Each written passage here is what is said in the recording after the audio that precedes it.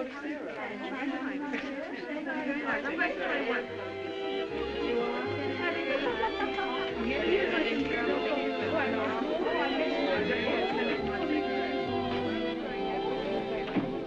are you, darling? It's gone. It comes and it goes. Oh, how annoying. Believe me, it's of no importance. And yet it makes you so nervous. I can only tell you what the doctor said, to forget it and not to worry. Well, I'd worry. Dr. Vengard. I repeat it. Dr. Vengard is the man for you. Don't let's go into that again. I will not be psychoanalyzed. Oh, now, Jill, that's a very middle-class attitude. I'm a perfectly normal woman. Well, that sounds awfully dull. My dear, you mustn't say that about yourself. Not even in fun. Seriously, Jill, go to Dr. Vengard.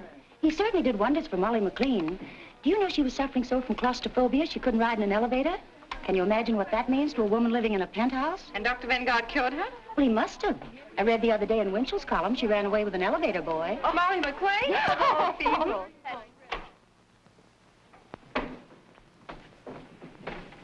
My name is Mrs. Baker. I know. Mrs. Stallings phoned me. Will you please be seated?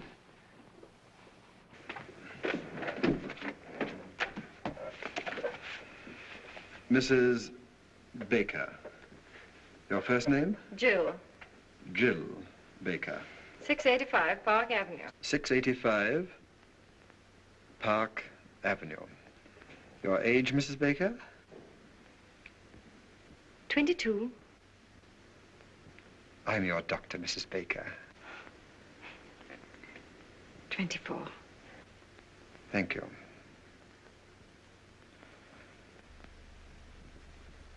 Doctor, I want to be frank with you. I'm absolutely certain there's nothing really wrong with me. I'm sure you'll feel differently when you leave this office. You see, most people know nothing about themselves. Nothing. Their own real personality is a complete stranger to them. Now, what I'm trying to do is to introduce you to your inner self. I want you to get acquainted with yourself. Wouldn't you like to meet you? No. You see, I'm a little shy. All right. What seems to be the trouble? Well, it's difficult to show you the symptoms at the moment because it comes and it goes. Oh. It comes and it goes. Yes. It's so unfortunate. It's always the same whenever I see a doctor. When I come, it goes. And when I go, it comes. Mrs. Baker, whatever comes and whatever goes, there's no denying it worries you a lot. So please drop all your inhibitions, release your inner self, and speak freely. What comes and what goes? Hiccups. Hiccups? Yes. Whenever I get nervous or irritated, I get the hiccups. It's rather unpleasant and sometimes very uncomfortable. Well, naturally, it's a little early to make any diagnosis, but you're apparently getting these hiccups because of a nervous condition. Let's find out what causes that condition. Sounds plausible. Thank you. Would you mind stepping into the next room?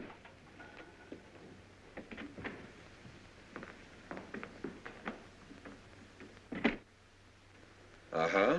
Well, there's nothing unusual in your childhood. Let us examine your present life. Let us look at it through a magnifying glass. Let us examine every detail. Mrs. Baker, you're married, aren't you? Yes. When did you get married? When I was 19. How long have you been married? For 6 years. To the same husband? Yes. Aha. Doctor, please believe me, there's nothing wrong with my marriage. You could go through all Park Avenue and you wouldn't find a happier couple. Well, I'm sorry, but it's my duty to explore every avenue, especially Park Avenue. How old is your husband? 35. His business? He's vice president of an insurance company, but will you please leave my marriage alone? Very well, very well. Just relax. We'll talk about something entirely different. Do you suffer from headaches? No. How is your appetite? Good. How do you sleep? Frankly, not so well. How does your husband sleep? Very well. Uh-huh. Now, during one of these sleepless nights, when you wriggle around restlessly, and you look to your right, what do you see? My dressing table. And when you look to your left, what do you see? My husband. Sleeping? Yes. Uh-huh. What are you trying to do? Break up my marriage? No. Just wake up your husband. Well, thank you. That'll be all for today. Doctor, my husband has nothing to do with my sleeplessness. It's just that I'm super sensitive to noises or to the slightest sound. Does your husband snore? No. But I must admit he breathes rather heavily. Oh, he does. I don't think there's anything I can do about it. After all, he has to breathe. I suppose so. Well, Mrs. Baker, I'm afraid your husband's ability to sleep is too big a challenge for you. It's rather like, well, Have you ever been on a diet? Yes, a vegetable diet. Well, how would you feel if you had to struggle with a few raw carrots and have someone next to you eat a big, juicy steak? With a large baked potato? Yes. My husband, 2 weeks ago. Well, didn't it make you nervous? No.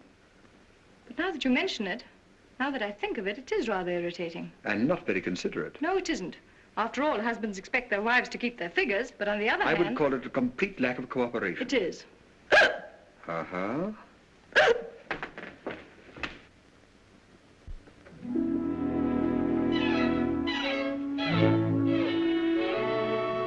Jill, dear. Hello, Margie. Why, haven't I heard from you? How are you, dear? All right. Anything wrong? Oh, Margie, you shouldn't have sent me to that Dr. Vanguard. Did you go back to him? No, and I won't. He's not going to break up my marriage. There's nothing wrong between Larry and me. That's what I say. Are people talking about us? They wouldn't dare in my presence. They know you and I are close friends, and I always defend you. I know, dear. Defend me against what? Well, now, after all, town and country called you the Happy Bakers. That's kind of sticking out your chin. Well, how many of our friends have stayed married for 6 years? Why shouldn't they call us the Happy Bakers? Well, why not? Your name is Baker, isn't it? Oh, Margie. I've been perfectly miserable for the last 2 weeks. I'm so marriage conscious. Whatever I look at, whatever I think of, I always find myself connecting it with my marriage. How I hate that Vanguard.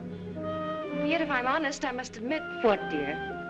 Well, if a wife looks at her husband through a magnifying glass, she's bound to see something. Yes, I should think so.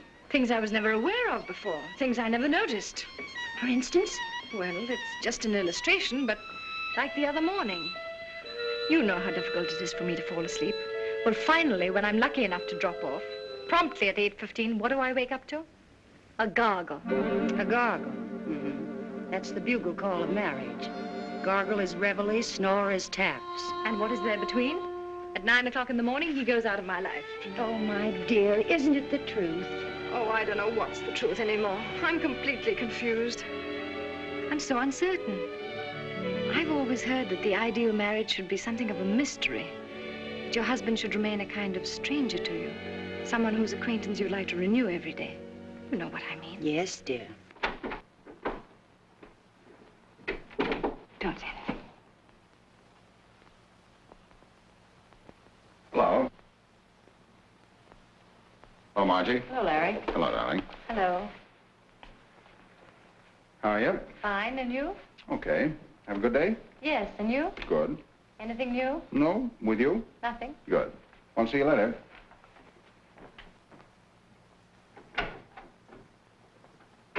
Well, what could he say? Why, of course, dear, there was nothing new, and he frankly admitted it. Jill, Yes, darling. are the Coopers coming to dinner? I don't know yet, darling. I'll let you know as soon as they phone. I wish you would, because if they're coming, I'll have to shave. All right, darling. Now, I don't want to cause any trouble, but cold facts are cold facts.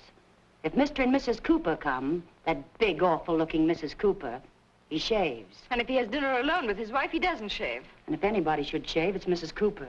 I spent 3.5 hours today at Elizabeth Arden's, but I don't rate a shave. My dear, that's the trouble with 95% of all marriages. Husbands don't shave. Don't men realize that a beard doesn't stop growing at 8 o'clock?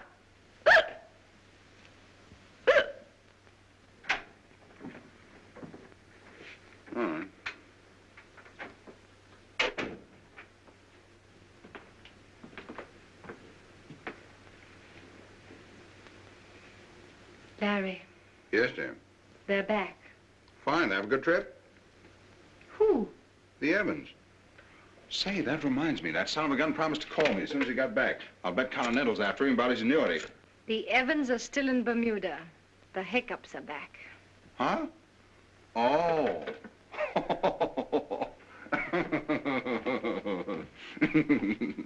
The joke's on me, huh? Yeah, that was very cute. Kicks.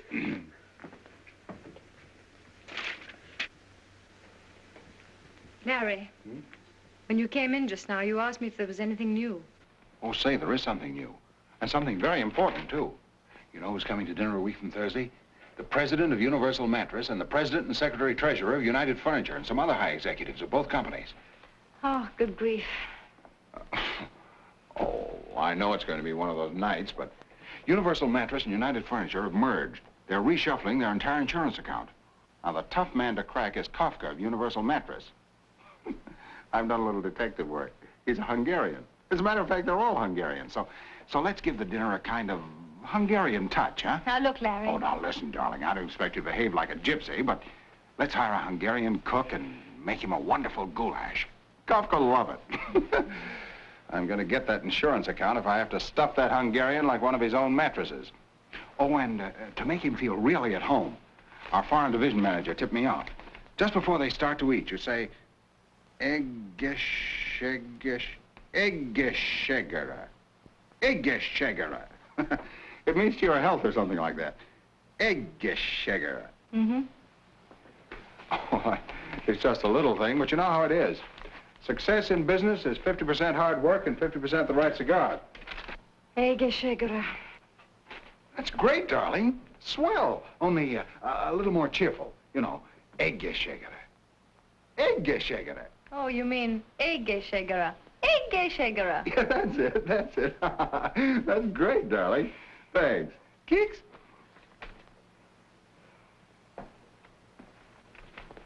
Larry. Hmm? Why'd you do that? Do what? Keeks. Well, I always do that. Why? Well, why does one do things? But when you do it, what does it mean? Is there some underlying thought? Oh. No, just a habit, isn't it? Yes, if you want to call it that. Like scratching your head or patting your dog. Would you do it to some other woman? I don't know. I never tried. But you do it to me. Well, you're my wife. And that gives you the right to poke me in the stomach whenever you want to. Darling, don't you feel well? Fine.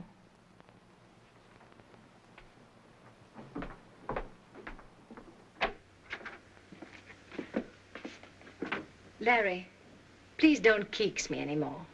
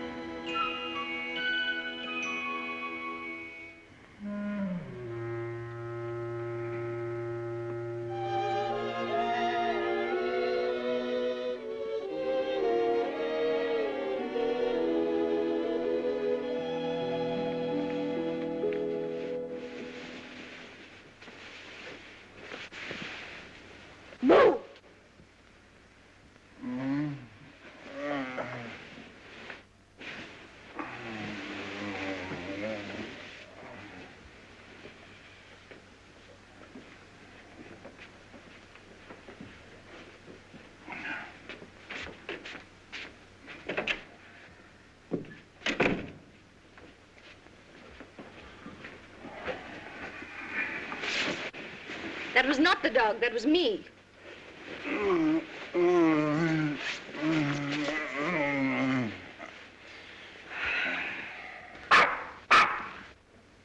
Shh.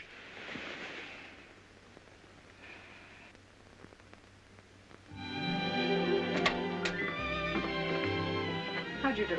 How do you do, Mrs. Baker? Dr. Vanguard will be a little delayed. I hope you don't mind.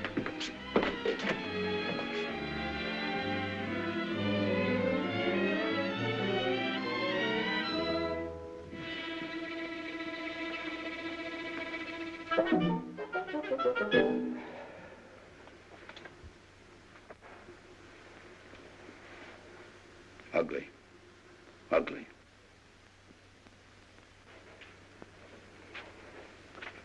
Aren't they ugly? Who? People. Is there anything uglier than the human face? Ah.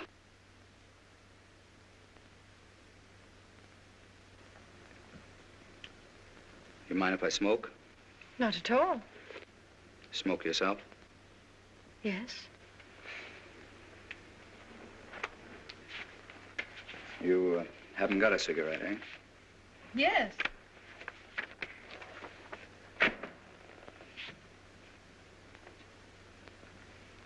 Haven't any without tips? Unfortunately not. I'm sorry.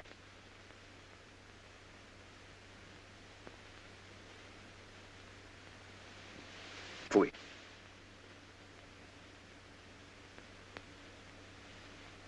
Changed my mind. I'll have a cigarette.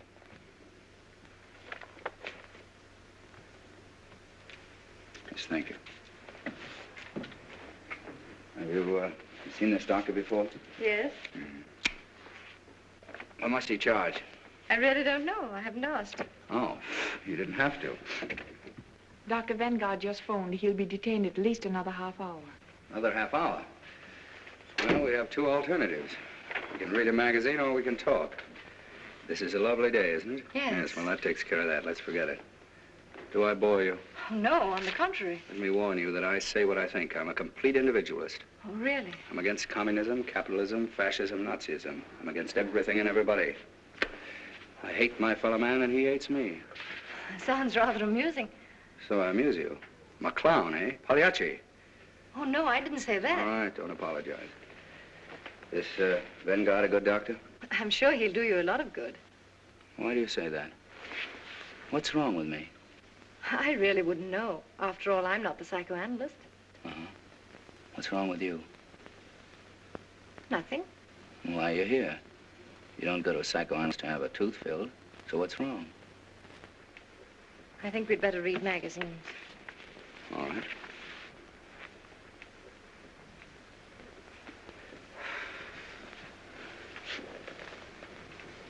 Pfui.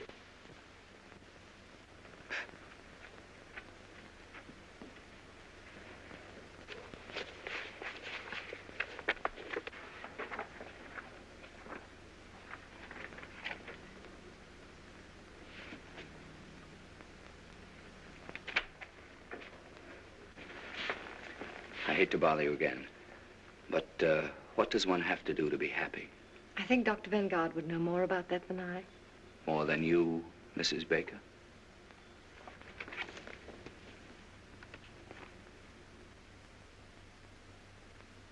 Oh, that article. You know, Mrs. Baker, this is the first time in my life I've ever met a really happy person. Seems to irritate you. No, it makes me curious. I've often wondered what it would be like to be happy 24 hours a day. Must be wonderful. One gets used to it. In the morning, you are awakened by the twitter of a little bird. Before breakfast, you and Mr. Baker dance a minuet. Then the happy breakfast starts. You are happy. Mr. Baker is happy. The eggs are happy. The hens who laid the eggs are happy. Now, look here. My presence seems to annoy you, so I think I'll leave. No, I'm sorry, Mrs. Baker, but if you feel that way, naturally, it is I who'll go. Oh, no. I'm afraid you need the doctor more than I. Are you sure, Mrs. Baker? You see, that's an interesting question. We're both here for the same reason, happiness. One has not enough, one has too much. Who needs the doctor more? Now, that's interesting, isn't it? Rather, but I don't like to discuss it. Yes, I understand, Miss Baker. Well, I'm very happy to have met you. I'm very sorry if I've offended you. Goodbye, Miss Baker. Goodbye. Fooey. Oh, just a moment. Yes? May I ask you one question? Certainly. Yes? What's wrong with that picture? Are you really interested? Yes. Sit down. Now, this artist saw no more in that tree than the camera which photographed the happy Mrs. Baker. It's only the surface. Art goes much deeper. You see, if I were a painter and I were to paint you, I don't know what the picture would look like. It wouldn't look like that photograph. Do I make sense? Yes. Quite a bit of sense.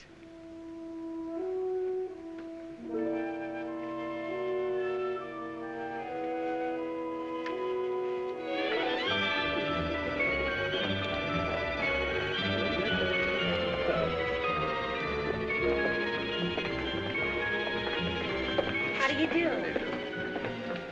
Hello, Sebastian. Hello. Oh, by the way, my name is Sebastian. Oh. Alexander Sebastian. The name mean anything to you? Be frank. Well, if you insist, no. It's all right, it's all right. Why should it? Let's look at the pictures.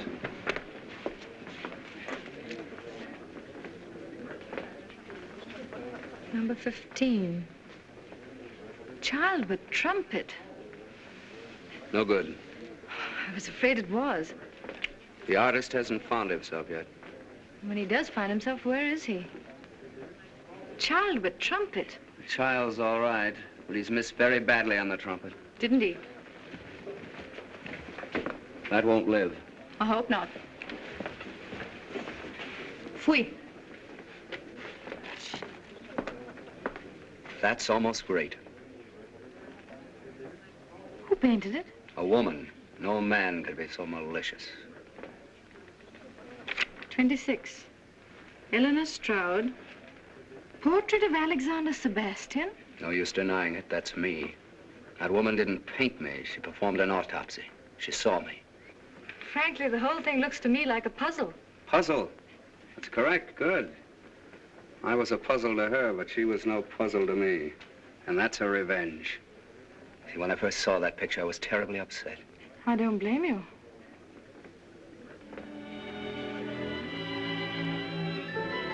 What do these notes mean? I'm a musician, a pianist. Oh, a pianist. Oh. And this pedestal here? Well, that indicates greatness. Tell me, why didn't you put your statue there? Is there any reason? There is. You see that little line? You mean this line?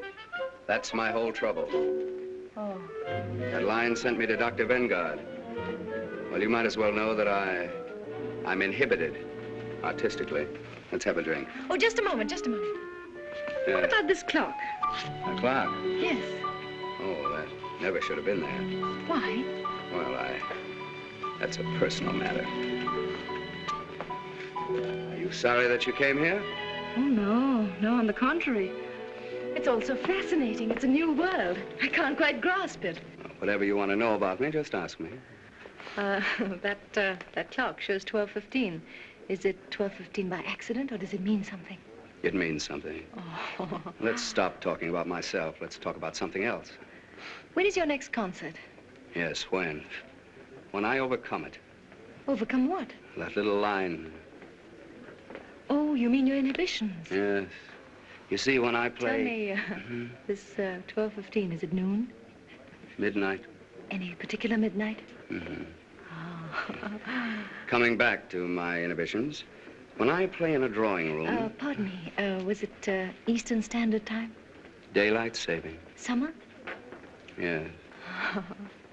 Well, when I play in a drawing room for just one person, the right person, I'll be perfectly frank with you, I don't think there's a greater pianist in the world. But as soon as I get in a concert hall in front of an audience, no, something gets lost. Those faces staring at me. What right have they to come in and stare at me?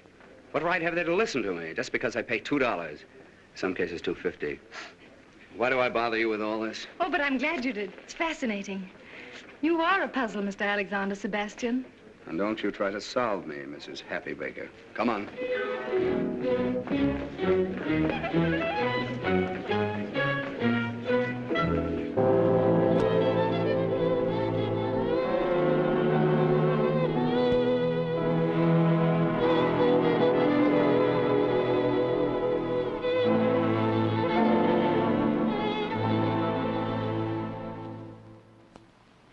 Mrs. Kopka, Mr. Yanushek, Mrs. Yaroshi, Mr. Jones. Jones? How does a foreigner like that get in here tonight? He's Mr. Baker's lawyer. Oh. Well, I suppose you always have to have a lawyer with Hungarians.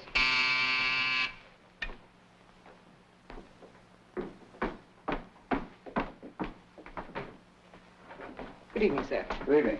How's the goulash coming? Fine, Mr. Baker. Did a package arrive for me? Not yet, sir.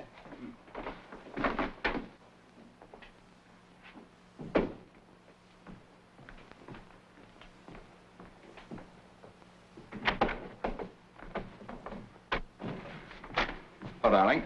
Hello, dear. Anything new? No. Have a good day? Marvelous. All set for a big night? All set? Ha-ha. Remember your word? Egeshegara. Egeshegara. That's it. Good. What is it? Your package had arrived, sir. Albert didn't tell me. Oh, fine.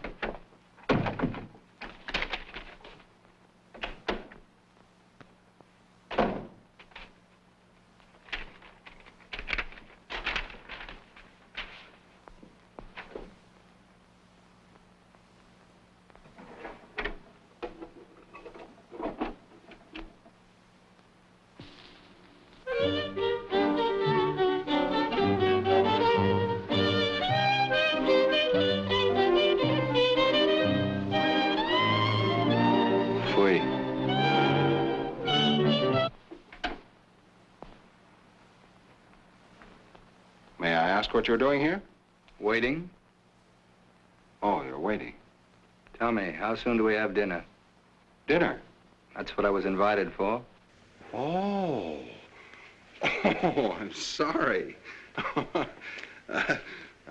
Tell me, are you with Universal Mattress or United Furniture? I'm not with anything. Oh, playing both sides, huh? Well, it's not such a bad idea. Say, tell me, how do you feel about Mr. Kafka? Indifferent. Well, I can tell you, nobody's going to put anything over on him. He's pretty smart. I think it's very clever that they've merged. Merger will out, won't it?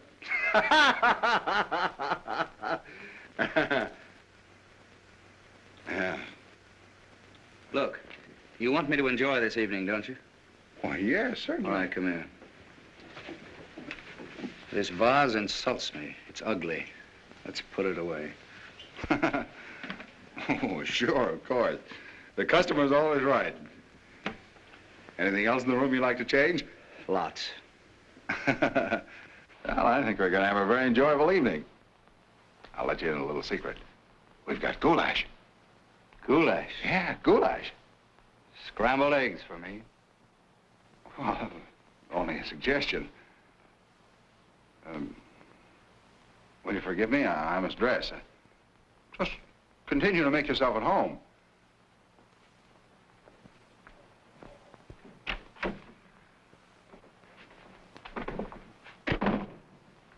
Gee, these Hungarians are certainly funny people. Have they come? One of them has. Look, dear, aren't we dressing? Why? Well, he isn't. Oh, that's Mr. Sebastian. Sebastian.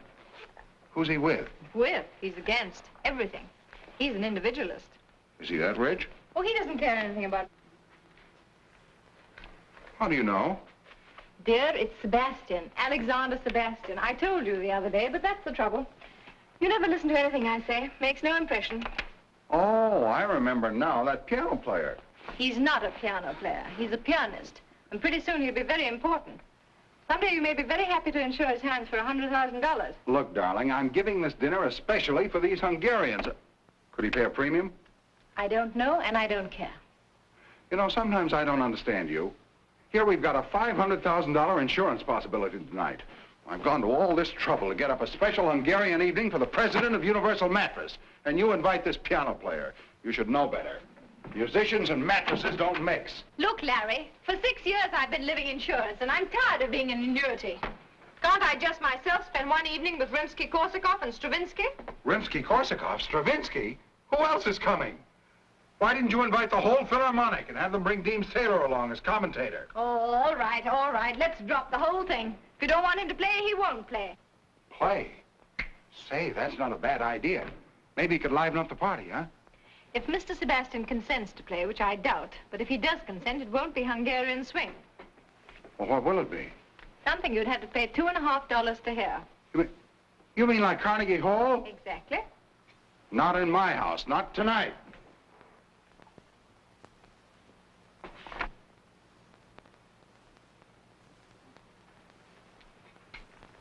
What's this? Oh, that's a reproduction of a painting I saw in an art gallery. Do you like that? Love it. Well, what is it? Can't you see? Now, listen, quit kidding me. What is it? It's a portrait A portrait? Of what? of a man. Listen, I know I'm just a poor, ignorant insurance dope, and I don't know anything about Stravinsky. But we've been married for 6 years, and I think I've made you a pretty good husband. When I ask you a question, you still ought to do me the courtesy of answering. You don't have to make fun of me. You know what this is? The Grand Canyon.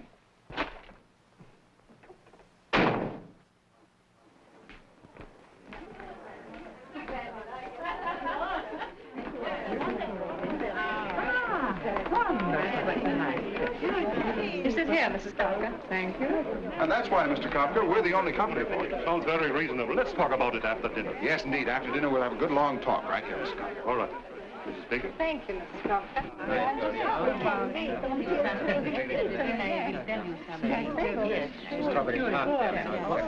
You mean not even Lohengrin? Especially not Lohengrin. I give you all of Wagner. Except one passage in Tristan. That's really good, but you never hear it played right. Perhaps someday I could hear you play it as it should be played. Perhaps. I don't eat strawberries. Oh, I'm sorry. All right.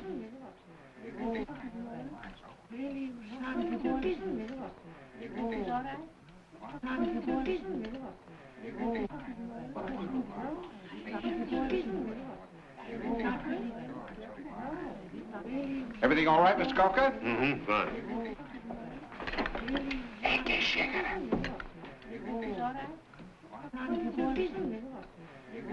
Egészségére. Egészségére.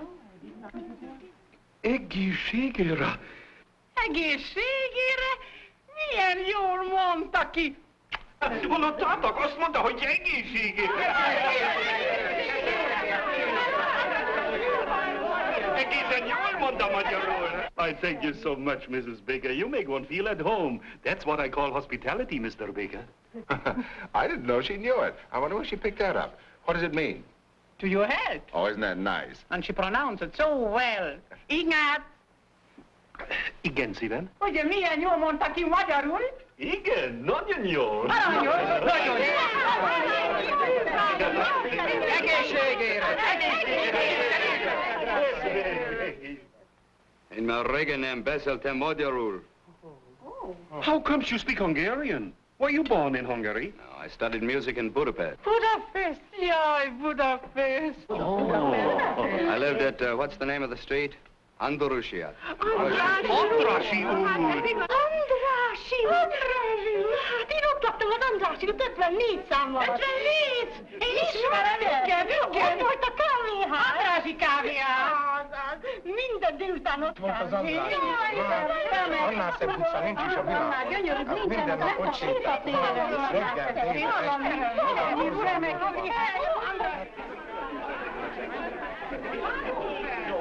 Reggel,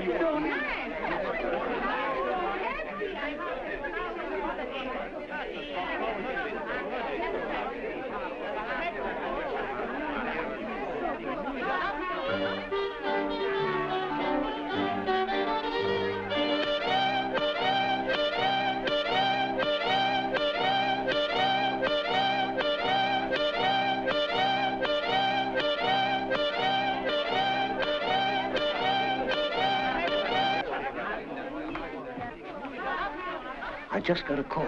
Kafka's lunching with the Hudson Insurance people tomorrow. It's tonight or never. What about the legal angle? My office is working overtime drawing up the contract. All right, I'll go right after them. Well, enjoy the goulash, Mr. Kafka? Good goulash. Very good goulash.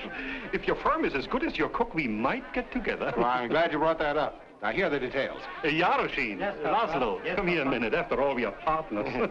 I want you to listen to Mr. Baker's proposition. Well, gentlemen, here it is in a nutshell. Everybody, please, I have a treat for you.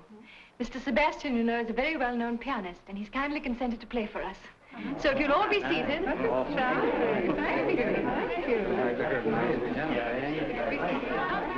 Does he have to play? Don't worry.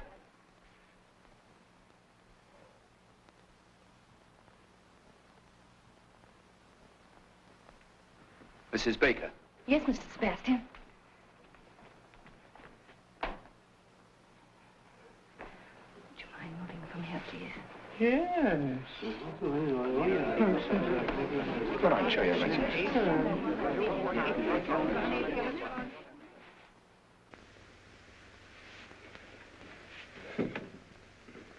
It's locked. That's odd. It's the key. It's two silver words. Who could have locked the piano? Where's the key? I don't know. It's a funny idea. Why should anybody lock the piano? It's too ridiculous. Why should anyone lock the piano? It's the key. As I was saying, Mr. Kafka, my proposition's a very simple one, but a very sound one. I broke it. Don't you worry. I won't. Now, Mr. Sebastian, please tell us, what are you going to play? Well, first I'm going to play... Mrs. Baker. Yes, Mr. Sebastian. All right.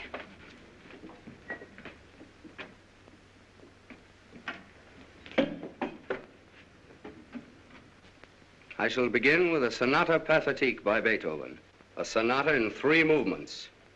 And afterwards, if I feel like it, I shall play Hoff's 11 variations on the second theme of the first movement, followed by my own variation on Hoff's 11 variations on the second theme of the first movement.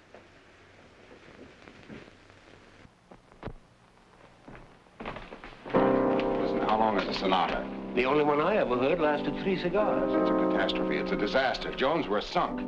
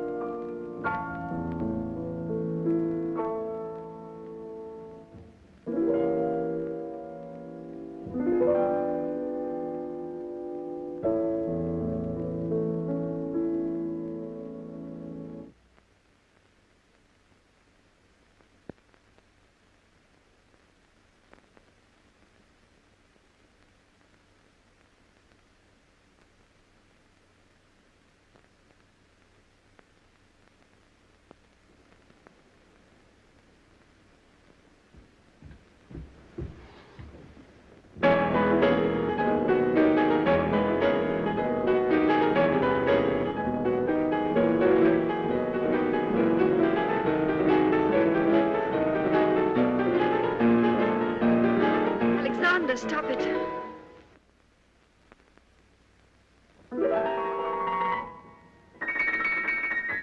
Please don't.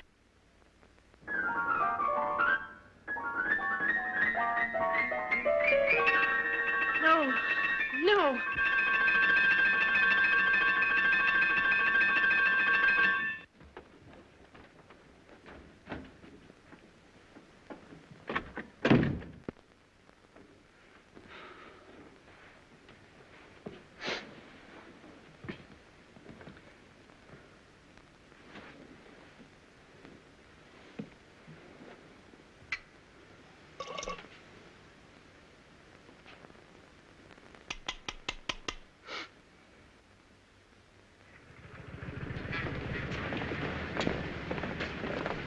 You know, Jones, I'm glad you got that clause in the contract. It saved our necks. Another...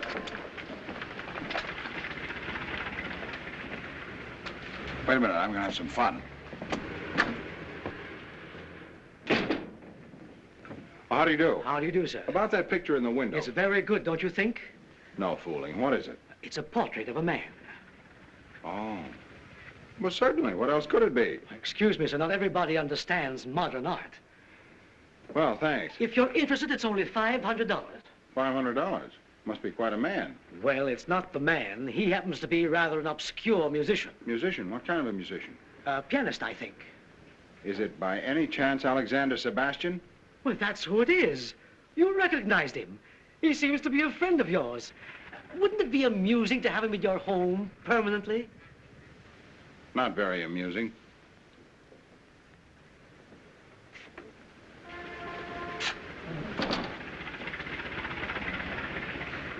A cheap guy like that. Who? Him. Goodbye, Jones.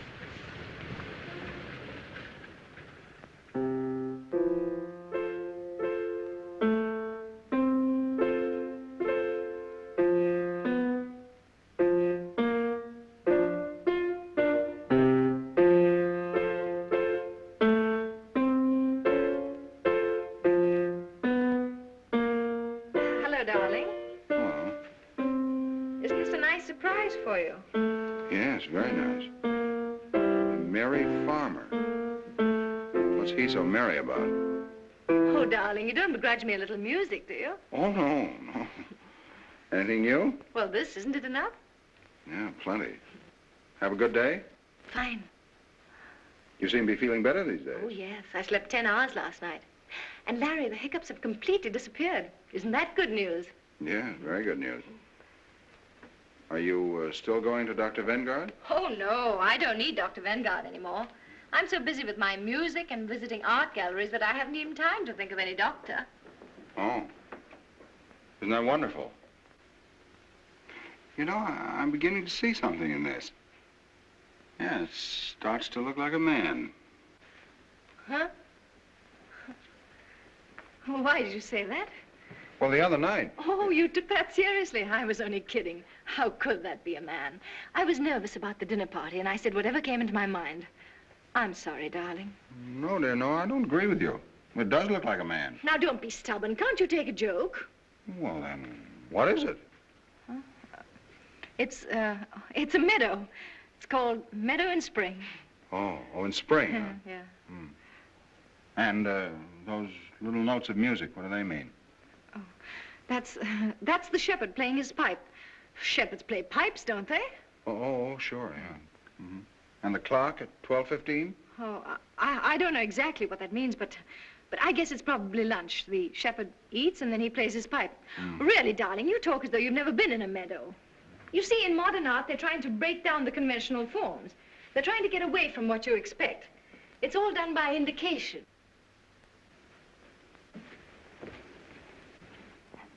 What are you doing? Oh, just putting a mustache on the shepherd.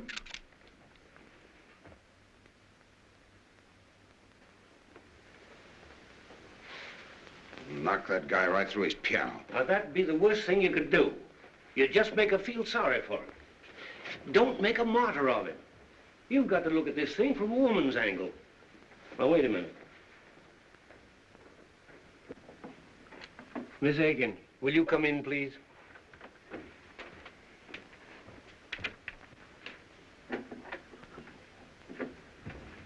Miss Higgins, we want a woman's point of view on a certain situation. Now, Mr. Baker has a friend, and he's in trouble. Who, Mr. Baker? No, the friend. Oh, Mr. Baker. Shh. Now, Mr. Baker has nothing whatever to do with it. Let's call the friend Mr. Brown. Now, Mr. Brown has a wife. Mrs. Brown. Exactly. Mr. and Mrs. Brown have been married for, how long? Well, say 6 years. Yeah. They live in Toledo. 6 years in Toledo. That's bad. All right, then, let's say New York. Now, Mr. Brown is worried about his marriage. Things are not going along as well as they used to. What kind of a man is this, Mr. Brown? Very nice. Wouldn't you say so? Yes, very nice. Is he attractive? Very attractive. Don't you think so? Yes. And yet she's complaining. Well, she's drifting away from him. Yes, and he wants to get things back on the old basis. Who doesn't? Yes. Now, Miss Higgins, as a woman, I'm asking you, what is the right approach? Well, I should say a mink coat would do the trick. She has a mink coat. Then what's she complaining about? Thank you, Miss Higgins. That's all. Well, gentlemen, you wanted to get a woman's point of view. Just a moment. Now, look here. Mrs. Brown is interested in another man. Oh, does Mr. Brown know? Yes. Has he any proof? Too much. Has he any witnesses? No. Then he's sunk. Thank you, Miss Aiken. Well, I'm sorry, Mr. Baker, but if there aren't any witnesses, she's going to deny it, if you want the woman's angle. Miss Higgins, we're thoroughly satisfied. Well, I'm afraid I'm not the right person to give you any advice. I probably have too much sympathy for Mr. Brown and not enough patience with Mrs. Brown. We get cases like that every day. The wife is bored, marriage is just a habit, but on the other hand, she accepts everything her husband gives her. I think she ought to be kicked out.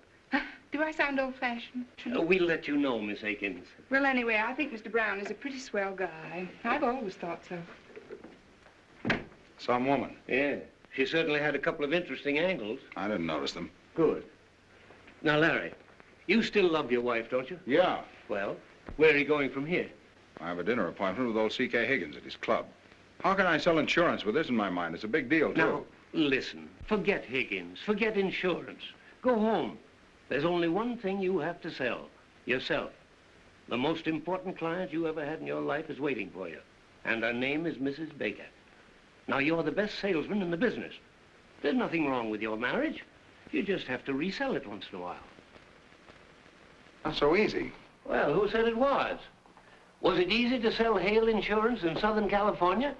Just find the right slant. A new one. Selling marriage with a new slant, huh? Yeah, a new slant. Yeah, that's not a bad idea. But what is that new slant? That's what I'd like to know. What is it? What is it? What is it? Selling marriage with a new slant.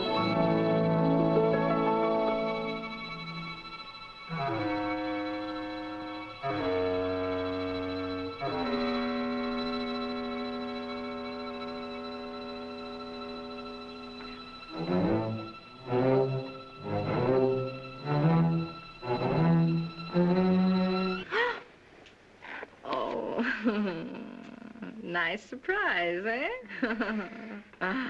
Hello, my genius. Who are you going to be this evening?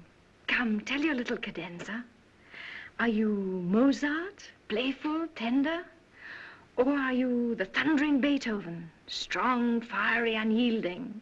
Come, darling, tell your little cadenza.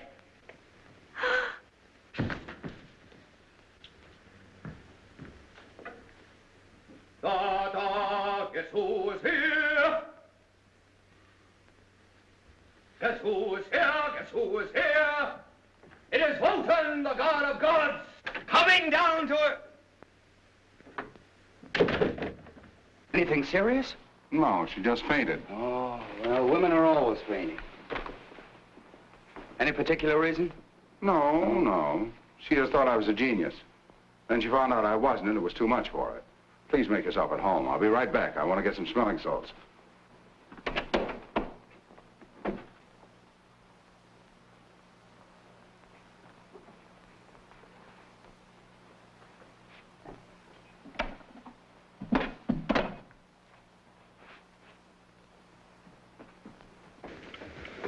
Now, look, Baker, let's get this straight.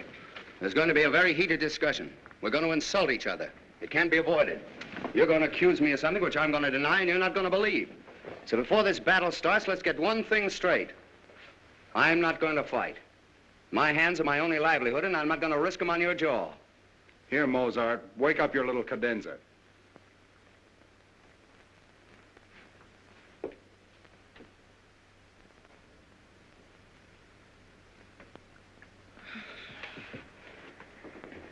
What's happened?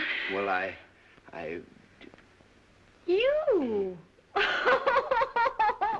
That's very funny. You know what I thought? Look, I think I...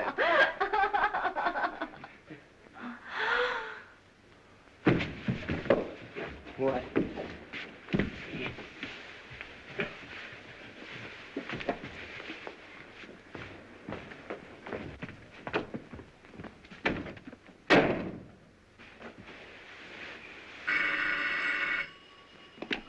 Hello? Hello, Jones. I'm still selling. You were right. It needed an entirely new slant. I think I've got a new one.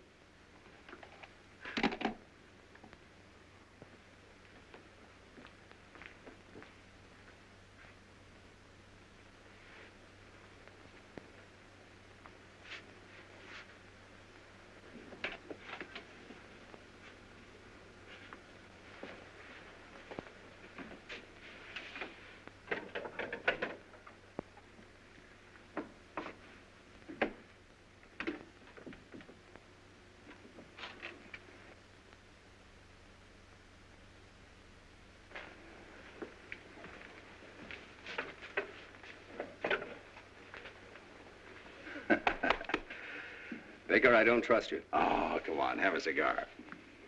Either you have something in the back of your mind or that cigar stinks. No, no, that's the same cigar I give my customers.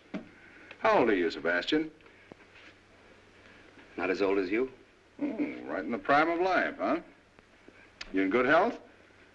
Good enough. Even better after I've had dinner. But I'm not going to fight. No, no, no, I don't want to fight.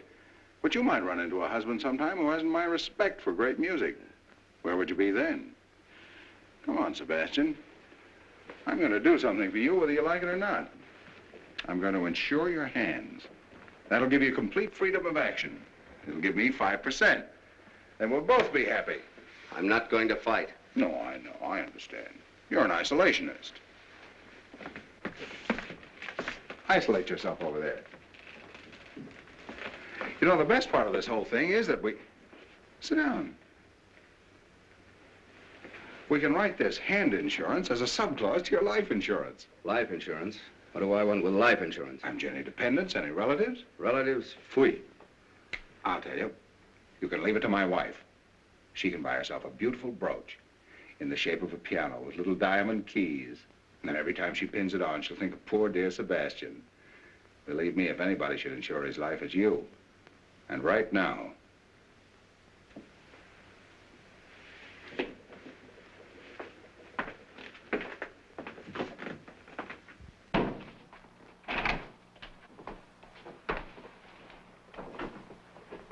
Now then, where were you born? I'm not going to fight. So you love my wife, don't you? Love your wife, Baker?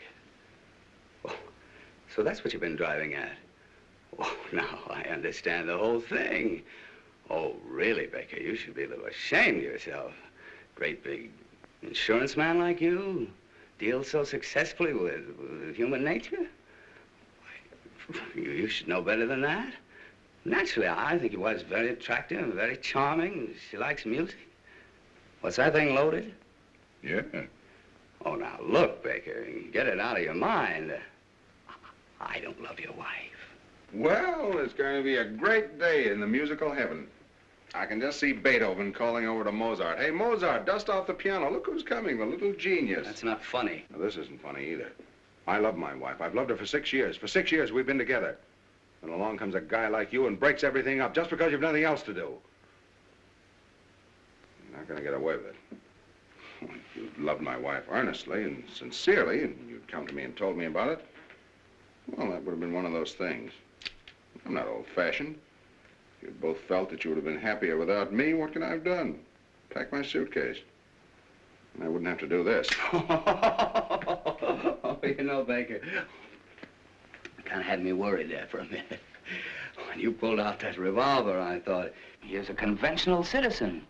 No sense telling the truth to a man like that. But now I see the real Baker, modern, up to date. Baker, I'm going to open up to you. Of course I love your wife. You're sure? Positive. Well, then I won't have to shoot you. I don't think it'll be necessary. Well, we've got a clean-cut situation on our hands. You love my wife, and my wife loves you. Well... Oh, yes, she does. I've seen it with my own eyes. Well, there's only one thing left for me to do. Hmm?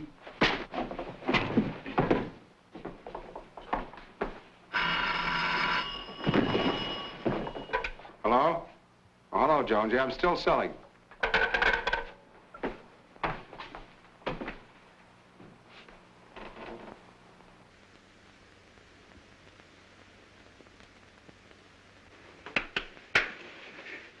Did I hit back? No. Good. Shouldn't have done that, Baker. I know, and I'm sorry. Shouldn't have done it. I slipped back into the old-fashioned Baker. I probably won't do it again. I'm not going to fight. Hello. This is Lawrence Baker. I want to reserve a room for tonight. I'll be right over. Thanks. Baker. Are you really moving out? Well, yes, certainly. I think I should leave the apartment to her. You do? Well, yes, it's only fair, don't you think so? Yes, I think that seems to be the best approach. Well, I'm glad you think so. No, I don't want there to be any bitterness. No, fortunately, I'm in a position to give her security, to take care of her future. And why not? She deserves it, don't you think so? Hmm? Yes, I do. After all, she's given me the best years of her life.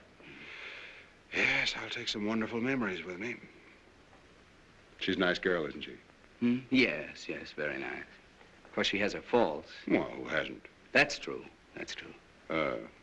Sebastian, if you should ever run into one of her bad moods, all you have to do is... Oh, no, perhaps I better not tell you. Come on now, don't act like a little boy. What is it? Oh, well, it's kind of personal. Why? Come on, what is it? Well, if you ever should run into one of her bad moods and you want to snap her right out, There's only one way to do it. What's that? Just keeks her. Keeks her? How do you do that? Just keeks. She like that? Insane about it. Thanks, Baker. Keeks? Oh, no. Now, about the cause for divorce. According to New York state law, one of the parties must have a correspondent. Oh, there must be some less embarrassing way. Not in New York. Well, you don't have to do it. I'll get the correspondent. Oh, no. I wouldn't like to put you in that position. Well, that's all right. But why should you take the blame? Well, it's okay. It's quick and painless. Very white of you, Baker. Thanks, Sebastian. That leaves the property settlement. The following agreement has been reached between Lawrence Baker, hereinafter referred to as the party of the first part, and Jill Baker, hereinafter referred to as the party of the second part. It is understood that the party of the first part transfers title to the apartment at 685 Park Avenue to the party of the second part. Well, what about the furnishings? Yes, what about them? Well, I didn't understand that you Oh, were... yes, I want everything transferred to the party of the second part. Can't we take that up later? No, let's get everything settled now. You're entitled to it. Oh, now look. Now, he's only trying to be fair. You're too generous. No, just fair. That's all. Well, if there's anything you want... Oh, I don't need anything. What would I do with it? But Larry... He lives in a hotel. Where would he put it? He'd only have to pay storage. That's right. Well, I'd better change this.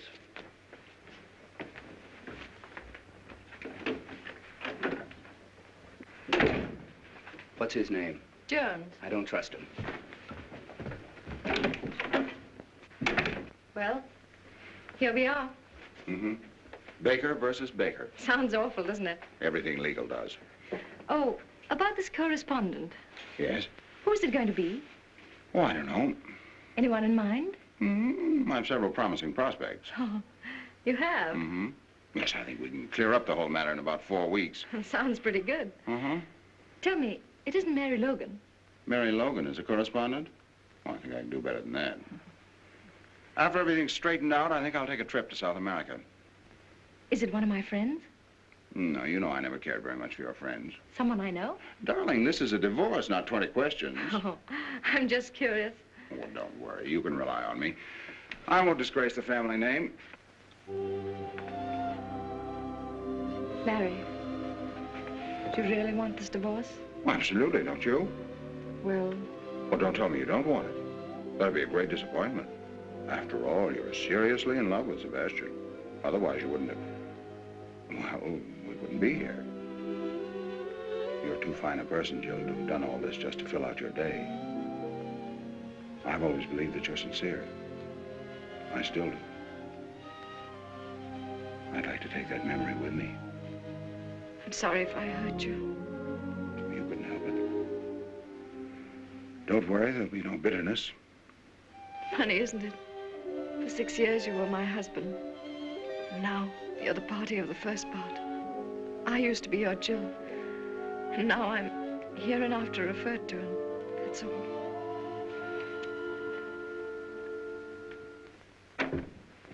Well, everything's taken care of. What's the matter? What'd you do? Nothing, just went over some of the details. I don't trust you, Baker. Darling, there's nothing to worry about. It's a very clean-cut agreement. Alexander, please, I'm so nervous. Can't you understand? Of course, we all have our little moods. Keith!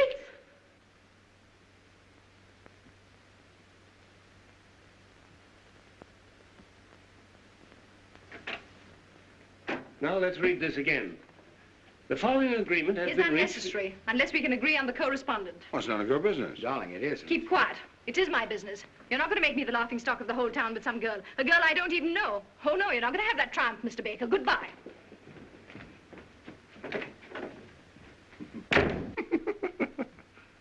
Keeks? Don't do that, Baker. Jill! Jill! Jill! And that, my dear Mr. Jones, is what is known as protecting your original investment. Let's get a drink. I think you softened her. Softened her, destroyed her. She's going to come back and eat out of my hand. And what I'm going to do to Mrs. Jill Baker, hereinafter referred to as Jill Lamb Baker. If you want to buy a good piano cheap, Jones, you can have it. No. Oh, am I going to be difficult. I'm going to be the mad dog of 685 Park Avenue. Heil Baker. Mr. Jones, Yes, Mrs. Baker. about this correspondent, what does the law require? Well, she... No, in case I have the correspondent. Oh, well, you have to be found alone with him in your apartment, and he with his coat off. I see. Alexander, Yes, darling. are you willing to take your coat off for me? Anything you say, darling. Oh, no. No, no. Oh, yes, You mean you really want to do that? I do. You want to compromise me with that guy? Ah, you seem to forget, Baker, that she's in love with that guy. Keats! You brute! Alexander! Alexander! Alexander! Snoogey! Snoogey? Calling that Snoogey? Come on, darling. There you are. You'll be all right. Sit down here. For 6 years, I've been married to a brute, and I didn't know it. A divorce, yes, that's the only solution. All right. Why don't you go to Reno? Yes, Reno. I don't want to go west. Oh, darling, how are you? Unshaken. Would you establish residence in Pennsylvania? Pennsylvania, that's around Philadelphia, isn't it? In the neighborhood, yes. Well, that's not bad. They've got a good orchestra. It'd be easy to communicate with New York. Very well. Shall we say Pennsylvania? All right, Pennsylvania, China, anywhere. Only let's get it over with. Okay, let's look up Pennsylvania. Pennsylvania, There. That's... Snoogey. You're going to get your divorce if it's the last thing I do. Section 10. Innocent spouse may get divorced provided the other spouse shall have, by cruel and barbarous treatment, rendered life intolerable and burdensome to said innocent spouse. Sounds promising. Shouldn't be difficult for you to be barbarous. No, my innocent spouse. What do I have to do? Well, let's call in a witness. Let's say my secretary. And first, you two start a quarrel. With pleasure. And then I'd say maybe you slap her face. Slap her face? Oh, no. So, you can hit a man, but you don't dare strike a woman. You coward, you. All right, I'll do it. Very well. Now, let's rehearse the whole thing. Now, here's the plan. Miss Higgins, will you come in, please? Right away, Mr. Jones. Now, remember, I start to dictate a letter. As soon as I snap my fingers, you start the argument. And when you say... You cheap second-rate insurance peddler. When I hit you. Now, Baker, don't let us down. Miss Higgins! Miss Higgins! Coming, Mr. Jones. Sit down, please. Take this. To Walter K. Dovenmule, Capital City Bank and Trust Company, Columbus, Ohio. My dear Mr. Dovenmule, now let me see. So you won't tell me? I wasn't there. My mother saw you. Your mother gives me a pain in the neck. How dare you say that about my beloved mother? Your beloved mother. Pooh! So you won't tell me, huh? I wasn't there. But my mother saw you. Your mother gives me a pain in the neck. How dare you say that about my beloved mother? Your beloved mother. Pooh! Who are you to poo my mother? Your mother. Do you know what your mother reminds me of? Hey, stop! Just a minute. Miss Higgins, I didn't tell you to leave. Yes, for heaven's sakes, Miss Higgins. Sit down. Now, read that back to me. Mr. Walter K. Dovenmule, Capital City Bank and Trust Company, Columbus, Ohio. My dear Mr. Dovenmule.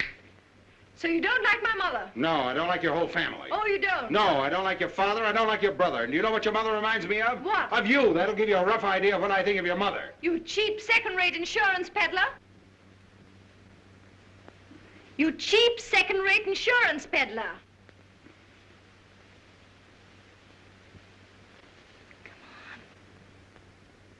What she called you, a cheap second-rate insurance peddler. Yes.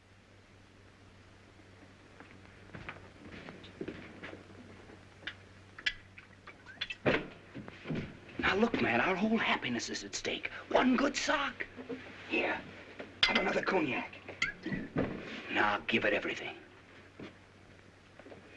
Read it back to me. Walter K. Dovenmule, Capital City Bank and Trust Company, Columbus, Ohio. My dear Mr. Dovenmule. Yeah, my dear Mr.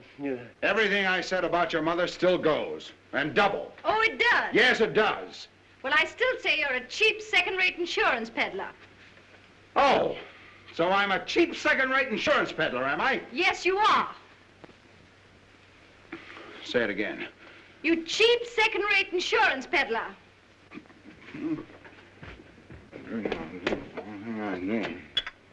Fui.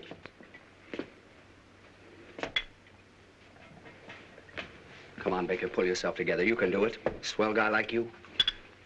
Read it back to me. Walter K. Dovenmule, Capital City Bank and Trust Company, Columbus, Ohio. My dear My dear Mr. Mr. Dovenmule.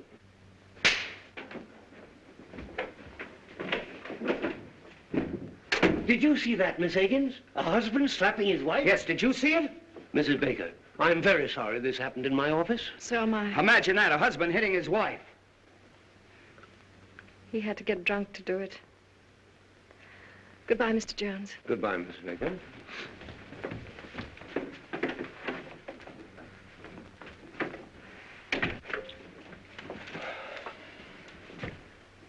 What about Walter K. Dovenmule? Tell him I'm out.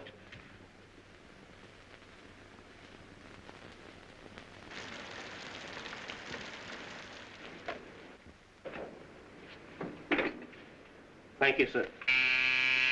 Come in. Hello, Albert. Good morning, sir. I hope you'll forgive me for disturbing you on Sunday. It's all right, Albert. Have a late night, sir? Yes, I've had a series of late nights. I guess I'm not as young as I used to be. Oh, I think you look very fit, sir. Oh, thanks, Albert. How's everything going? Well, not so well, sir. I came to ask if in your future plans you'd have any use for me. Have you left Miss Baker? Yes, sir. I had to, on account of that musical gentleman. Oh. In fact, we all left, except Emma. But then she fortunately is quite deaf. How is Miss Baker? As charming as ever, sir. Happy, I suppose. If you'll pardon me for saying so, I think she shows great courage.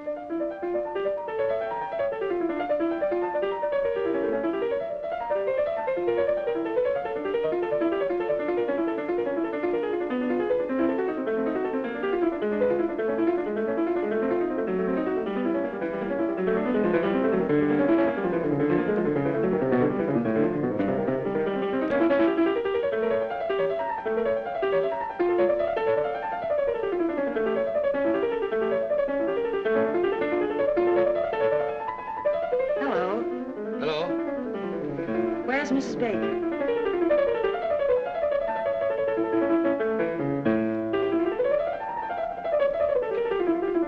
Jill, dear. Margie, darling. Oh, I got such a thrill when you called me. Why shouldn't I, old friends like us? Sit down, Margie. How are you, Jill? Oh, I'm fine. I hear you're going to Philadelphia. Oh, did you meet Alexander? Yes, but I didn't want to bother him. He's practicing for his new concert. I understand. Does it disturb you? No. I love music. Yes, I'm going to Philadelphia. And you're happy? Oh, yes, very. Of course, I'm still a little bewildered. It's all so new. I guess it's all very exciting. Oh, yes, very exciting. Being transferred from the business world into the world of art. Nothing but Bach and Tchaikovsky. That's Bach he's practicing. Oh, yeah. You sure it doesn't disturb you? Oh, no. I love it. You don't have to be ashamed. Not everybody likes Bach, so if you want him to stop... My dear, I wouldn't think of it. The whole thing sounds so very romantic. Yes, very romantic. Oh, by the way, have you seen Larry? Yes, I saw him last night at the Monte Carlo. Larry at the Monte Carlo? Yes. Imagine. Just a moment.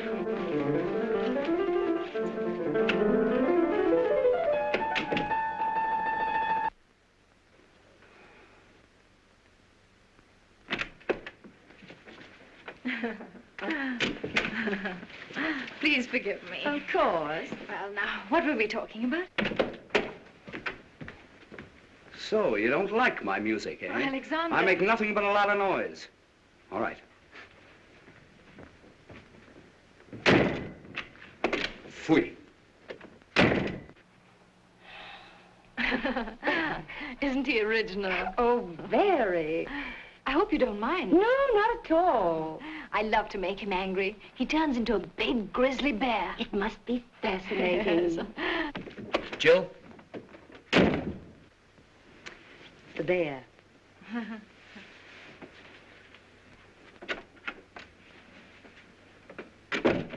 What is it? Jill, there'll be no more music here today. Oh, no? No, and don't coax me. And don't shush me. As a matter of fact, there'll be no more Sebastian here today. At least not for lunch. And dinner is very uncertain. Well, if that's the way you feel about it. It is. Jill, I can be very impossible. Goodbye.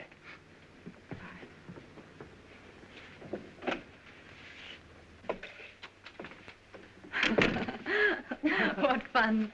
I only hope poor Larry has as good a time as I. Well, when I saw him at the Monte Carlo. Oh, yes. I suppose that was another one of those dull business evenings. Was it a large party? No, I'd say she was about your size. Oh. Was she attractive? No, I didn't think so. But George and Freddie thought she was terrific. You know George and Freddie. But what do you care? That's right. What do I care? Larry's entitled to have a little fun. That's the kind of life he likes.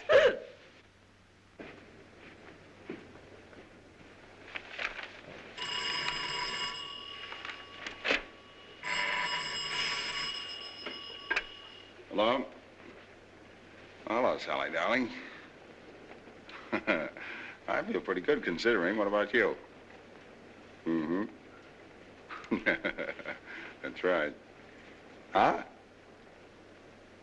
Well, no, I'm sure you took it with you when we left for the Monte Carlo. Wait a minute.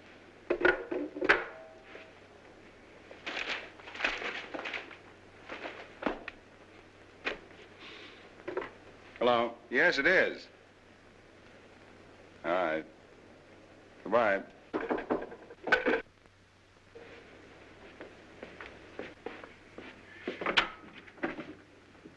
Hello. Hello. You going to throw me out? Jill, you shouldn't come up here. It's rather embarrassing. Well, I was just passing by. But after all, if Sebastian finds out... Oh, don't worry about that. But I do. A girl engaged to be married, coming to a bachelor's apartment, and unannounced. Just a moment.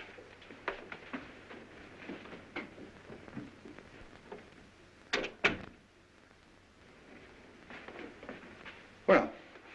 I seem to be intruding. Look, Jill, what do you want to see me about? Someone here? What do you want, Jill? Well, I was driving by and... Oh, right on the 31st floor? Well, you said you wanted some kind of remembrance, and I'm on my way to Cynthia Knox's tea, and I had to pass by, so I picked up a few things. Some snapshots of us taken together. Thought you might be interested. Thank you. Aren't you going to look at them? Oh, yeah. Well, it's the first time we met. There's one of you sitting in my lap. Our wedding, our honeymoon. That's very nice, thanks. Anything else? I heard you were at the Monte Carlo last night. Yeah. Sleepy? Huh? Yes. Well, give my regards to Cynthia Knox. Who? You were on your way to Cynthia Knox's tea, remember? Oh, yes, yes. I like your apartment, Larry. It's lovely. Charming. Yes, very, very charming. In such good taste. Pretty. So cozy. Lovely curtains. And such a beautiful view. Yes, such a beautiful view. I'm sorry. That was rather foolish. Please forgive me. Oh, Larry, I did make quite a mess of things. Oh, everything turns out for the best. You can't mean that, Larry. I can and I do. Larry, please don't make me go to Philadelphia. Please don't. Oh, Madam has changed her mind. She gets a little tired of marriage and she walks out just like that. What does she care if she makes a fool of her husband or how much she hurts him? And then she gets a little tired of piano music and she comes back and says, oh, it was just a little whim of mine, so please trot back to the old homestead. You break up a whole life and then think you can put it back together again in one afternoon. Oh, no, it's not that easy. I didn't expect it to be easy. To tell you what I think of you would take more than just one afternoon. How about dinner? Dinner? Couldn't we just have dinner together tonight? Oh, I'm sorry, I'm engaged for dinner. Oh, that girl. Yes, that girl. I don't like your tone. I'm sorry. First you try to mess up my life, now you want to spoil that girl's Sunday. Sally doesn't get every day off, you know. Sally works hard. Oh, she does. Now, what's wrong with that? Nothing.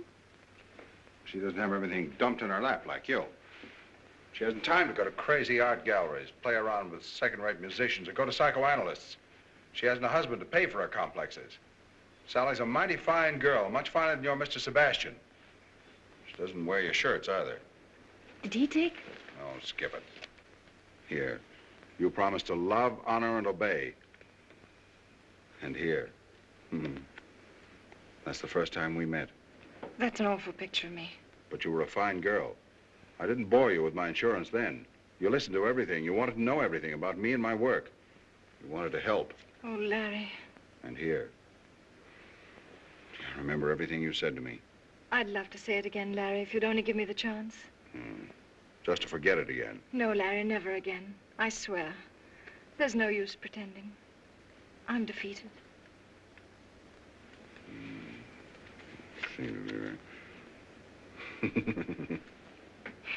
Gee. I'll always remember that tree in front of our hotel window. And that funny old Italian waiter? Well, that wasn't here. Oh, yes. No, it wasn't. No, here. Oh, that's right. That's that front porch. Our first breakfast. Yes. Oh, Larry, couldn't we have dinner together? Not tonight. Why not? Sally?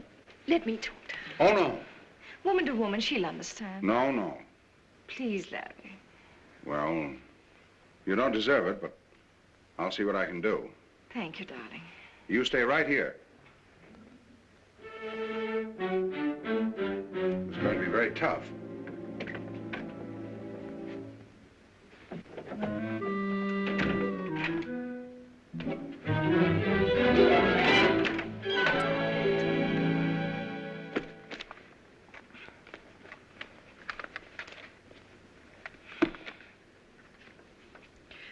Sally Akins. That girl.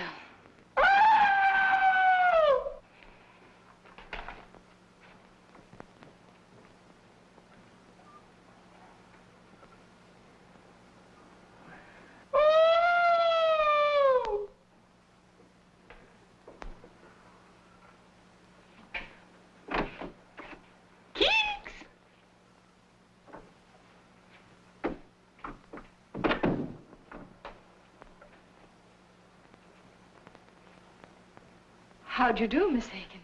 Oh, hello, Mrs. Baker. Nice to see you.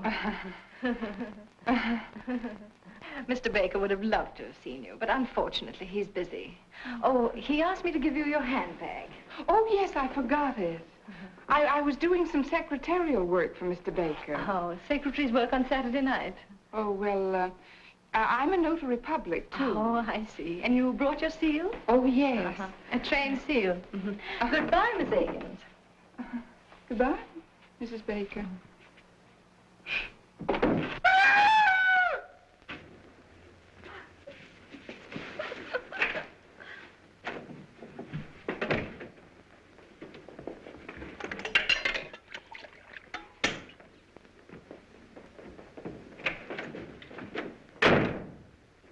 Sweet. Sweet.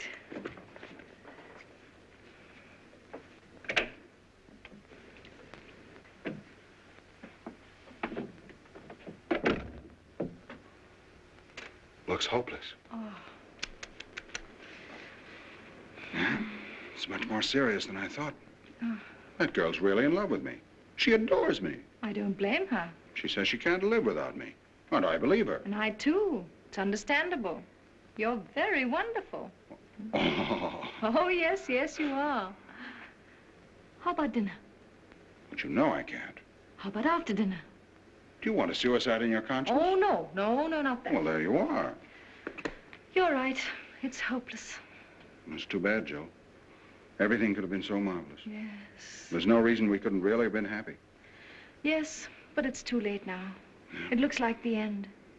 Goodbye, Larry, and good luck. Good luck.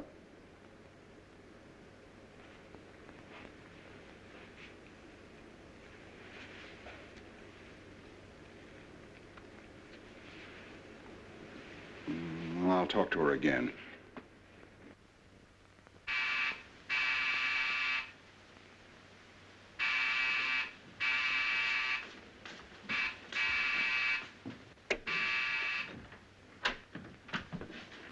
Mrs. Baker home? Yes, but... Never mind.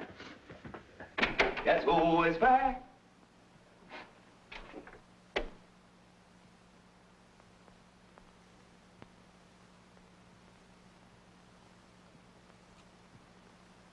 It's Wotan, the god of gods, coming back to Earth.